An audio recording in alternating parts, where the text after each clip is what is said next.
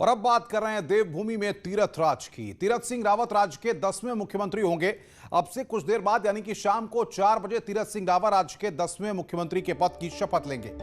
बड़ी खबर यह है कि तीरथ सिंह रावत अकेले ही शपथ लेंगे और उनके साथ कोई मंत्री शपथ नहीं लेगा। शपथ ग्रहण के दौरान तीरथ सिंह रावत का पूरा परिवार वहां पर मौजूद रहेगा। साथ ही बीजेपी के कई बड़े नेता भी वहां पर मौजूद रहेंगे। बीजेपी विधायक दल की बैठक में तीरथ सिंह को नेता चुना गया है और तीरथ सिंह रावत अब राज्य के नए मुख्यमंत्री के रूप में अपनी पारी शुरू करेंगे।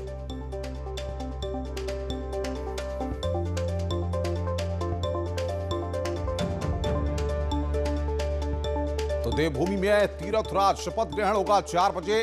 तीरथ रावत का पूरा परिवार वहां पर मौजूद रहेगा। संगठन की कमान भी संभाल चुके हैं। संघ और युवा मोर्चा में भी इससे पहले रह चुके हैं। बहुत बड़ी जिम्मेदारी तीरथ सिंह रावत के ऊपर इसलिए भी है क्योंकि अब ये चुनावी साल है और 2022 में उत्तराखंड में विधानसभा के चुनाव होने हैं और उससे पहले ये फेरबदल हुआ है। अब ऐसे में तीरथ रावत को अपनी टीम भी तैयार करनी है उत्तराखंड में और साथ ही साथ विकास कार्य जो 4 सालों में उत्तराखंड में हुए हैं उनको आगे लेकर जा रहा है।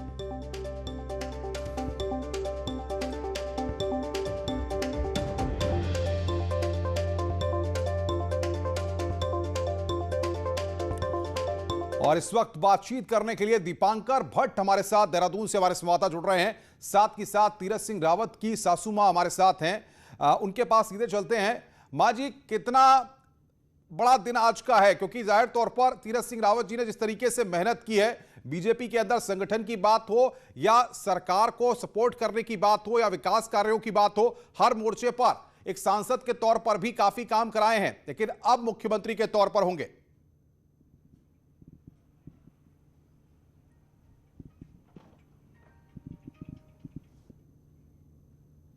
और उसी का परिणाम है कि आज उनको वो पार्टी ने मुख्यमंत्री के रूप में पेश किया है जी। और मैं चाहती हूं कि वो बहुत अच्छे कार्य करें, जीवन में मुख्यमंत्री का पूरा दायित्व निभाएं, जिससे पार्टी को भी उन पर गर्व हो, देश पर गर्व हो, देश को उन पर गर्व हो।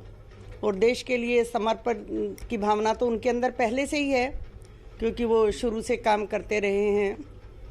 तो ये तो आपको लगता है कि मेहनत का फल तो मिलता ही है। शुभकामनाएं हैं। जिस तरीके से उन्होंने मेहनत की, जो कड़ा परिश्रम किया, अब उसका जाकर फल मिला है उनको। मुख्यमंत्री की कुर्सी पर वो बैठेंगे। बिल्कुल बिल्कुल। 2 साल पहले भी उनके पास चांस था, लेकिन उनको टिकट नहीं मिला था। लोगों को विश्वास था कि शायद अगर ये जीत गए तो इन्हीं को मिलेगा मुख्यमंत्री पद, क्योंकि वो पहले अध्यक्ष भी रह चुके थे, शिक्षा मंत्री भी रहे, आपदा प्रबंधन मंत्री भी रहे। और शुरू से मैं तो देखती हूँ, जिस दिन से शादी हुई तब से तो मैं देख ही रही हूँ, उससे पहले भी वो 12 साल की एज से ही देश के लिए काम कर रहे हैं, पार्टी के लिए काम कर रहे हैं। जिस प्रकार की जैसे जैसे उनकी उम्र बढ़ती गई, उसी प्रकार वे अपनी सामर्थ्य के अनुसार समर्पण की भावना से उन्होंने कार्य किया। और आज उनकी परिणाम पार्टी ने दिया है, वो लोगों के दिलों में उन पर विश्वास व्यक्त किया है।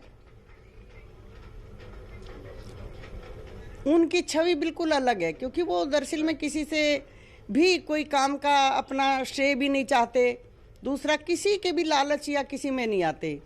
मैं कहती हूँ कि मैंने देखा है, उन्हें महसूस किया है। यदि मान लीजिएगा घर का कोई कार्य होगा, बेटी के एक बेटी है उनके संतान के रूप में, बहुत अच्छी है वो, यदि वो कोई कार्य कहेगी और उसके सामने उनके सामने पार्टी का कोई कार्य आ जाता है या देश का कोई भी काम आता है, तो वो अपनी बच्ची का कोई कार्य नहीं करेंगे, देश के लिए ही कार्य करेंगे, पार्टी के लिए ही वो कार्य करेंगे। जब मैंने यहाँ तक त्रिवेंद्र सिंह रावत ने इस्तीफा दे दिया था मां जी, तो तमाम नाम चल रहे थे, तमाम तरह की अटकलें थीं, लेकिन जैसे ही तीरथ सिंह रावत के नाम पर मोहर लगी तो आप लोगों को कैसा महसूस हुआ, क्या लगा आपको? बस एकदम चौंक गए हम तो, क्योंकि नाम तो आ नहीं रहा था। 4 लोगों का और का नाम आ रहा था, अजय भट्ट का था, धन सिंह रावत का था, सतपाल महाराज का था, अनिल बलूनी का था। क्योंकि मैं वहाँ ज़्यादा रहती हूँ, इसलिए मुझे वहाँ के नेताओं के नाम भी याद हैं। अच्छा, उनका नाम तो कहीं था ही नहीं। मैं अब जब वो मुख्यमंत्री पद की शपथ लेकर के आपके सामने आएंगे तो कैसे आप स्वागत करेंगी, क्या क्या खिलाएंगी, क्या तैयारी कर रही हैं आप? बस मैं जो भी है मैं वही खिलाऊंगी। मैं देहरादून पहुंचूंगी, अब वहीं जाकर पता चलेगा कि क्या खिलाना है। मेरे लिए तो वो खाएंगे भी नहीं, और बस वो मेरे सामने मेरे पैर छुएंगे, और मुझे भी ऐसा लगेगा पता नहीं क्या मेरे सामने आ गया है अलग से, जिसकी मुझे संभावना भी नहीं थी। मतलब कभी ऐसे आपने सोचा था कि जिस परिवार के साथ आप जुड़ी हैं उस परिवार में ये शुभ दिन भी आएगा, ये बड़ा दिन आएगा कि तीरथ सिंह रावत को आप मुख्यमंत्री की गद्दी पर देखेंगी? मुझे लगता था ऐसा, क्योंकि उनके काम ऐसे थे, इतना उन्होंने कई साल से मैं देख रही थी कि वो बहुत काम करते थे, और हर पद को उन्होंने ये नहीं कि सुशोभित किया, उन्होंने उसमें जीवन लगाया है। अच्छा, जब आपको समर्पण की जानकारी मिल भावना से गई, काम करते हैं। जब आपको जानकारी मिल गई तो सबसे पहले आपने किससे बात की? उनसे नाम के बातचीत लिए करने नहीं की करते। कोशिश की? अपनी बेटी से बातचीत करने की कोशिश की? बेटी से की, बेटी की बेटी से की, जिया से, और उनसे तो बात होने का वही नहीं था, क्योंकि सामने टीवी खुल रहा था तो वो बिजी जा रहे थे। जी, क्या बोला आपने तो बातचीत? संभावना नहीं थी उनसे बात करने की, तो मैंने कोशिश भी नहीं की। बस बच्ची को बधाई दी, और बधाई क्या, मेरे तो खुशी से आंसू निकलते रहे खुशी में आंसू आते रहे आज के दिन को कितना बड़ा दिन आप मान रही हैं अपने लिए? फोन आ रहा है, बार बार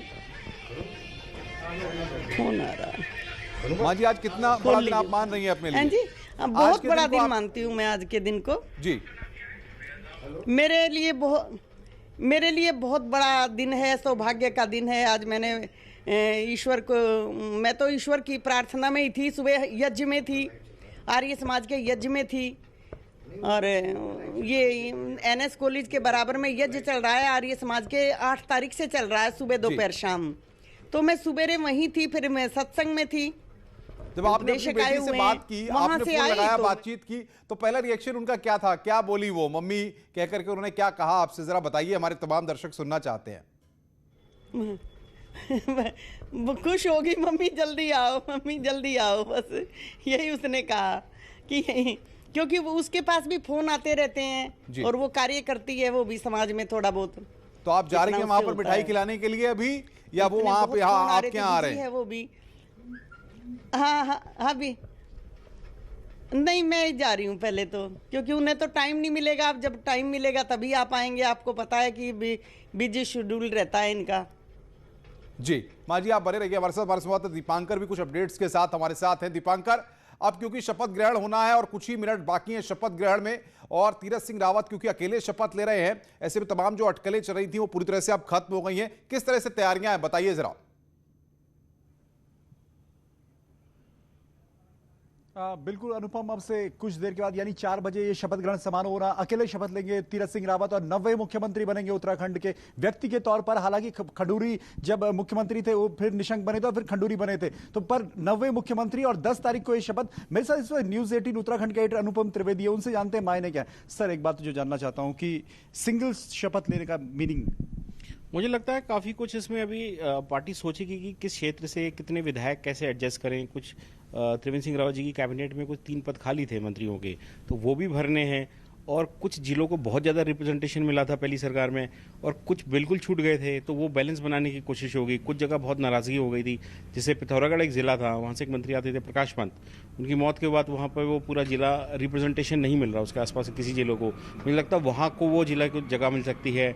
पौड़ी गढ़वाल, जहाँ के तीरथ सिंह जी रावत अभी मुख्यमंत्री बने हैं, वो उसी ज़िले से बिलोंग करते हैं, वहाँ के विधायक भी रहे हैं एक बार वो उस ज़िले में, तो मुझे लगता है वो ज़िला बहुत ज़्यादा हैवी है कैबिनेट में रिप्रेजेंटेशन का। जहाँ तक सवाल है, पिछली सरकार में था, तो उसको बैलेंस करने की कोशिश होगी, हरिद्वार को बैलेंस करने की कोशिश होगी, उधम सिंह नगर को बैलेंस करने की कोशिश होगी। चीज़ रहेगी वो कांग्रेस, पिछली बार 5 मंत्री कांग्रेस के, रेखा रे जो राज्य मंत्री, उनको मिलाकर कांग्रेस के विधायकों को थोड़ा बहुत बैकग्राउंड में लाया जा सकता है।